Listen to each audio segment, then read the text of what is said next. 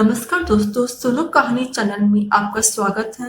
मैं वर्षा आज आपको रविवार की व्रत कथा या पूजन विधि सुनाने जा रही हूँ। सर्वप्रथम रविवार व्रत कथा की विधि। रविवार के व्रत में सूर्य भगवान की पूजा की जाती है। प्रातःकाल स्नान करके सूर्य भगवान को अर्घ्य दें। इस व्रत में सूर्यास्त से पहले ही भोजन किया जाता है। इस दिन नमक, तेल, चना, आंवला और तिल का दान नहीं देना चाहिए। इस दिन बेटे को ससुराल नहीं भेजते। इस व्रत के दिन लाल रंग के वस्त्र पहनने का विधान है। रविवार की कहानी। एक साहूकार की पत्नी थी।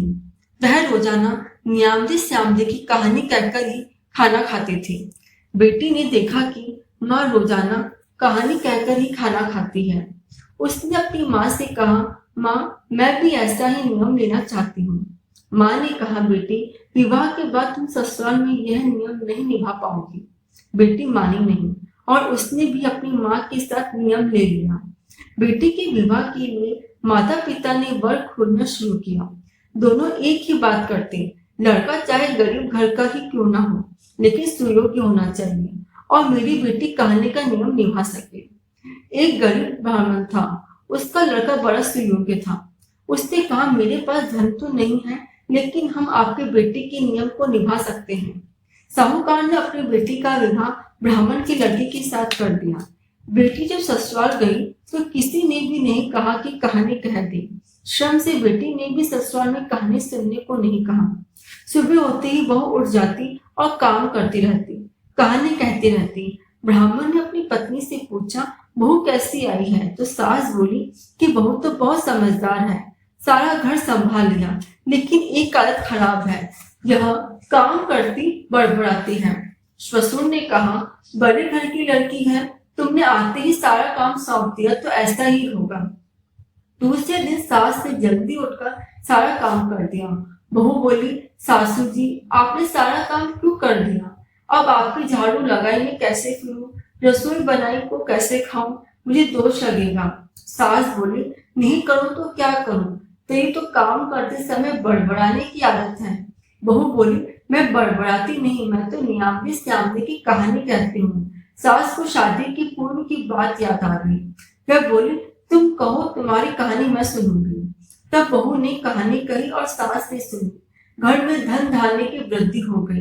धन धान्य से भरपूर ब्राह्मण का घर देखकर पड़ोसन जल गई। उसने राजा से कहा कि एक ब्राह्मण के घर ऐसी बहू आई है कि घर धन से भर गया। पड़ोसन बोले, महल ऐसी सुंदर बहू तो आपके महल की शोभा बढ़ाएगी। राजा ने ब्राह्मण को बुलाया और कहा कि तुम्हारी बहू को मेरे महल भेज दो। यह बात सुनते ही ब्राह्मण कांपने लगा और घर जाकर चबूतरे पर बैठ गया। ससुर जी को उदास देखकर बहू ने सास से पूछा कि ससुर जी को क्या हुआ, इतनी चिंता में क्यों हैं? सास ने पूछा कि बहू पूछ रही है कि आप इतनी चिंता में क्यों हो। ब्राह्मण ने कहा कि बहू को कहने की बात नहीं है। बहू ने स्वयं पूछा तो ससुर जी ने कहा कि राजा ने कहा है कि अपनी बहू को मेरे पास छोड़ दो। बहू बोली, इसमें क्या चिंता करना, राजा से कह दो कि आज के 8वें दिन बहू आएगी। ब्राह्मण ने ऐसा ही जाकर राजा से कह दिया। ब्राह्मण के महल से जाते ही राजा के शरीर में जलन होने लगी। राजा ने बड़े बड़े पंडितों से इसके बारे में पूछा कि मुझे क्या हो गया। पंडितों ने कहा, पतिव्रता स्त्री के बारे में गलत विचार मन में लाए, इसलिए ऐसा हुआ है। महाराज, आप उसे धर्म की बहन बनाओ और उसके नहाए हुए पानी से नहाने पर ही जलन दूर होगी। राजा जरी के कपड़े, हीरे मोती के गहने लेकर ब्राह्मण के घर गया और कहा कि आपकी बहू मेरी धर्म की बहन है। आप यह सारा सामान उसे देकर कह देना कि अपने नहाए हुए पानी को मेरे ऊपर डाल दे।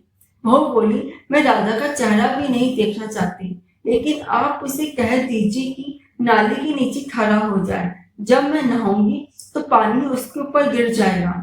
राजा ने ऐसा ही किया। पानी गिरते ही राजा की काया कंचन सी हो गई। हे भगवान, उस ब्राह्मण की बहू का सच रखा, पैसा मेरा भी रखना, सबका रखना, कहानी कहते को, सुनते को और हुकारा भरने वालों का भी सच रखना। जो न्यामदे श्यामदे की कहानी सुनता है, उसे धन, जमीन जायदाद, निर्धन क्यों माया, निपुतों को पुत्र और मुक्ति का मार्ग मिलता है। बोलिए सूरज भगवान की जय। यदि आपको मेरी कहानी पसंद आई हो तो इसे लाइक करें और चैनल को सब्सक्राइब करें। और आपको इसमें कुछ कमी लगी हो तो कमेंट में जरूर बताएं। धन्यवाद।